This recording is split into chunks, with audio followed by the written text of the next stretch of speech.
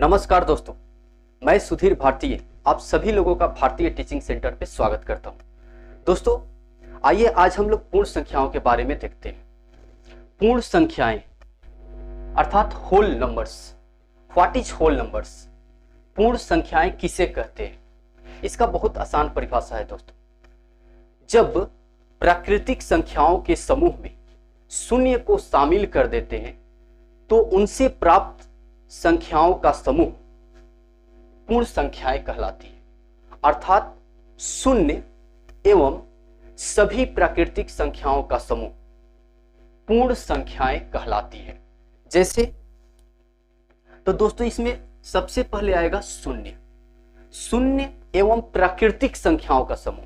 तब हम प्राकृतिक संख्याओं को लिखेंगे 1 2 3 4 5 ...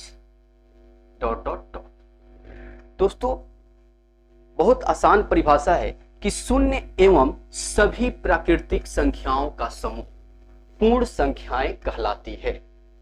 यानी जब प्राकृतिक संख्याओं के समूह में शून्य को शामिल कर देते हैं तो इनसे बनी संख्याओं का समूह पूर्ण संख्याएं कहलाती है। पूर्ण संख्याओं के समूह के समुच्चय को कैपिटल W के द्वारा सूचित किया जाता है। दोस्तों, कैपिटल W के द्वारा जो भी शून्य एवं प्राकृतिक संख्याओं का समूह होगा, अर्थात पूर्ण संख्याओं के समूह का जो समुच्चय होगा, उसको हम कैपिटल W से सूचित करते हैं। दोस्तों, यहां पर भी कुछ प्रश्न बनेंगे दोस्तों। जैसे हम देखेंगे कि सबसे छोटी पूर्ण संख्या कौन होती है, तो यहां हम देख रहे हैं कि सबसे छोटी जो पूर्ण संख्या है वो है 0, शून्य। यानी अगर पूछा जाए दोस्तों कि सबसे छोटी पूर्ण संख्या कौन है, तो आंसर होगा शून्य। सबसे छोटी पूर्ण संख्या कौन है? तो शून्य। लेकिन यहीं पे अगर पूछा जाए दोस्तों कि सबसे छोटी प्राकृतिक संख्या कौन है, तो 1।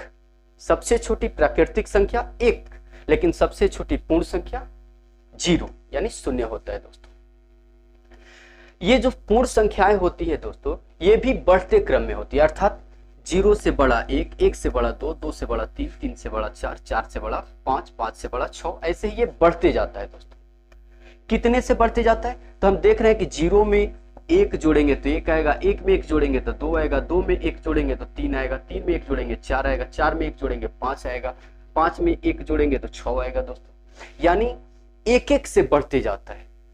तो यहां पे अगर पूछा जाए दोस्तों कि दो क्रमागत पूर्ण संख्याओं के बीच कितने का अंतर होता है, तो कोई भी दो क्रमागत यानी लगातार अगर पूर्ण संख्या हो दोस्तों, तो उसके बीच जो अंतर होता है, जो डिफरेंस होता है, वो 1 का होता है। दोस्तों, क्योंकि हम अगर किसी भी बड़ी दो क्रमागत पूर्ण संख्या दे दिया जाए, उसमें से बड़ी पूर्ण संख्या में से छोटी पूर्ण संख्या को घटाएंगे तो 1 ही प्राप्त होगा। दोस्तों, यहां पे एक प्रश्न बनेगा दोस्तों कि क्या सभी प्राकृतिक संख्याएं पूर्ण संख्याएं होती है?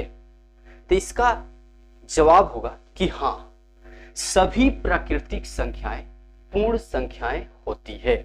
जैसे हम यहां देख रहे हैं दोस्तों कि 1 2 3 4 5 6 7 8 ... जितनी भी प्राकृतिक संख्याएं हैं, सबके सब पूर्ण संख्याएं है। तो अगर पूछा जाए दोस्तों कि क्या सभी प्राकृतिक संख्याएं पूर्ण संख्याएं होती है, तो जवाब होगा हां, सभी प्राकृतिक संख्याएं पूर्ण संख्याएं होती है। लेकिन यहीं पे दोस्तों अगर पूछा जाए कि क्या सभी पूर्ण संख्याएं प्राकृतिक संख्याएं होती है, तो जवाब होगा नहीं, सभी पूर्ण संख्याएं प्राकृतिक संख्याएं नहीं होती है। क्योंकि शून्य पूर्ण संख्या तो होता है लेकिन प्राकृतिक संख्या नहीं होता है। इसीलिए दोस्तों जब भी पूछा जाए कि क्या सभी पूर्ण संख्याएं प्राकृतिक संख्याएं होती है, तो जवाब होगा कि सभी पूर्ण संख्याएं प्राकृतिक संख्याएं नहीं होती है। क्योंकि शून्य पूर्ण संख्या तो होता है लेकिन प्राकृतिक संख्या नहीं होता है। दोस्तों, अगर इसका हम डायग्राम में दोस्तों दिखाए तो मान लीजिए कि ये नेचुरल नंबर है यानी प्राकृतिक संख्याएं हैं, तो जो होल नंबर होगा दोस्तों उसको हम इस तरह से दिखाएंगे कि ये जो डायग्राम है, ये होल नंबर का है। यानी सभी नेचुरल नंबर्स, सभी प्राकृतिक संख्याएं तो पूर्ण संख्या होती है, पूर्ण संख्याएं होती है, लेकिन सभी पूर्ण संख्याएं प्राकृतिक संख्याएं नहीं होती है दोस्तों, क्योंकि शून्य जो है पूर्ण संख्या होती है लेकिन प्राकृतिक संख्या नहीं होती है। अब यहां पे दोस्तों पूछा जाए कि एक अंक की सबसे बड़ी पूर्ण संख्या कौन है, तो हम जब इस क्रम में बढ़ते जाएंगे तो देखेंगे कि आएगा 9। एक अंक की सबसे बड़ी पूर्ण संख्या जो है वो है 9। सबसे छोटी पूर्ण संख्या 0, एक अंक की सबसे बड़ी पूर्ण संख्या 9। फिर अगर पूछा जाए दोस्तों कि दो अंकों की सबसे छोटी पूर्ण संख्या कौन है, तो एक अंक की जो सबसे बड़ी संख्या है उसमें हम 1 जोड़ देंगे, यानी 10। तो ये दो अंकों की सबसे छोटी पूर्ण संख्या प्राप्त होगी। फिर पूछा जाए दो अंकों की सबसे बड़ी पूर्ण संख्या दोस्तों, तो 2 ठो 9 दे देंगे, 99। अगर 3 अंकों की सबसे छोटी पूर्ण संख्या पूछा जाए तो इसमें 1 जोड़ देंगे, 99 में 1 जोड़ेंगे तो 100। फिर अगर 3 अंकों की सबसे बड़ी पूर्ण संख्या पूछा जाए दोस्तों, तो हम 3 ठो 9 दे देंगे, यानी 999। फिर अगर पूछा जाए कि 4 अंकों की सबसे छोटी पूर्ण संख्या कौन है, तो इस 999 में हम 1 जोड़ देंगे, यानी 1000। फिर अगर पूछा जाए कि 4 अंकों की सबसे बड़ी पूर्ण संख्या कौन है, तो 4 ठो 9 दे देंगे दोस्तों, 9999।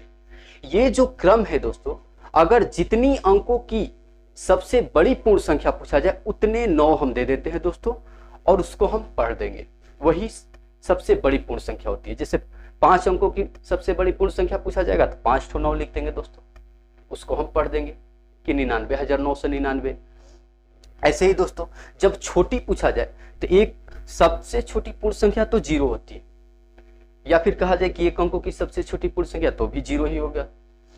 लेकिन जैसे ही दोस्तों पूछा जाए कि 2 अंकों की सबसे छोटी पूर्ण संख्या, तो हम 1 पर 2 से कम यानी 1 0 दे देंगे दोस्तों। 3 अंकों की पूछा जाए सबसे छोटी पूर्ण संख्या, तो 1 पे हम 3 से 1 कम यानी 2 0 दे देंगे। 4 अंकों की सबसे छोटी पूर्ण संख्या पूछा जाए तो 1 पे हम 4 से 1 कम यानी 3 0 दे देंगे दोस्तों। 5 अंकों की पूछा जाए तो हम 1 पे 5 से 1 कम यानी 4 0 दे देंगे दोस्तों, 10,000 हो जाएगा। जब छोटी पूर्ण संख्या पूछा जाए दोस्तों, जब बड़ी पूर्ण संख्या पूछा जाए तो हम जितनी अंकों की बड़ी पूर्ण संख्या पूछा जाएगा उतना 9 हम दे देंगे दोस्तों, बिल्कुल प्राकृतिक संख्याओं में जैसे हम सीखे थे। अब दोस्तों यहां पे भी अगर किसी प्रश्न को बनाने के क्रम में जैसे 2 क्रमागत पूर्ण संख्याओं की बात की जाए, या 3 क्रमागत पूर्ण संख्याओं की बात किया जाए, या 4 क्रमागत पूर्ण संख्याओं के बारे में बात किया जाए दोस्तों, तो हम अगर पहली संख्या को अगर n मानेंगे तो दूसरी संख्या को n+1 मानेंगे, तीसरी को n+2, चौथी को n+3। या फिर अगर दोस्तों मान लीजिए कि 5 क्रमागत पूर्ण संख्याओं के बारे में बात किया गया हो और उसको हमें मानना हो तो हम इस प्रकार से मानेंगे। नहीं तो अगर पहली को हम n-1 मानेंगे तो दूसरी को चाहे n- अगर दोस्तों मान लीजिए हम n-2 मान लिए, पहली को n-2 मान लिए, तो दूसरी जो पूर्ण संख्या मानेंगे दोस्तों n-1, फिर हम n, फिर हम n+1, फिर हम n+2, ऐसे दोस्तों मानते हैं। अगर 3 कहा जाए, 3 क्रमागत, तो हम n+1 n+2 भी मान सकते हैं, या फिर n-1 n+1 ऐसे करके मान सकते हैं दोस्तों।